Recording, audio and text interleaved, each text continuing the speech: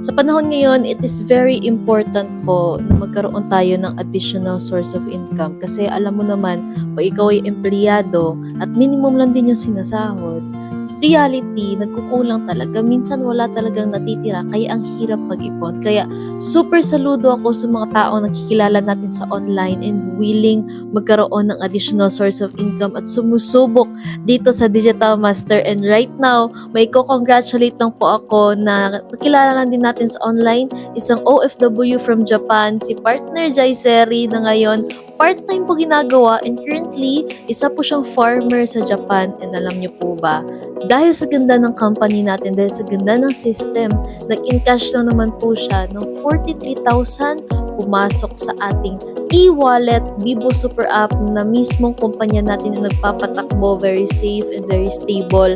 And right now, kahit nasa ibang bansa, nado-download yung application, nabubuksan, na in-cash, pumasok sa sariling app at pwede na po itong ipadala sa pamilya, ibayad sa bills, ibayad sa kuryente, etc. And nakaka-inspire kasi si partner Jay Seri po, dati lang ding naghaw, dati lang din nakilala sa online, and ngayon, sobrang ganda kasi kahit part-time, nagagawa yung business natin at kumikita ng maganda para pag uwi niya ng Pilipinas po ay meron siyang savings at she can decide kung babalik pa ba siya, magkikipagsapalaran malayo sa pamilya or gagawin ng business natin dito sa Pilipinas na in reality kaya naman po kitain yung kinikita sa ibang bansa na andito lang sa Pilipinas. Nagkataon lang na iba yung opportunities na ginagawa natin kaya hindi talaga sumasapat yung sahod.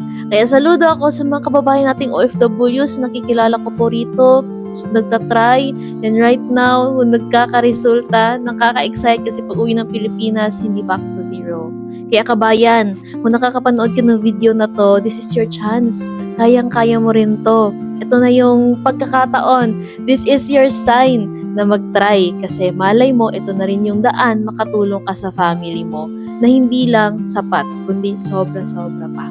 At kung ikaw empleyado ka sa Pilipinas, yung mga nasa ibang bansa nga nagagawa nga to at kumikita ng malaki. How much more ikaw na andito ka lang at malapit ka sa amin. So, kayang-kaya mo rin to. All you have to do is to decide. Pwede ka mag-comment dyan kung hindi mo pa alam yung opportunity. Pwede mo ko i-message. I will guide you through. And excited ako na kung maraming nagka-resulta dito kahit part-time. Ikaw na rin yung next.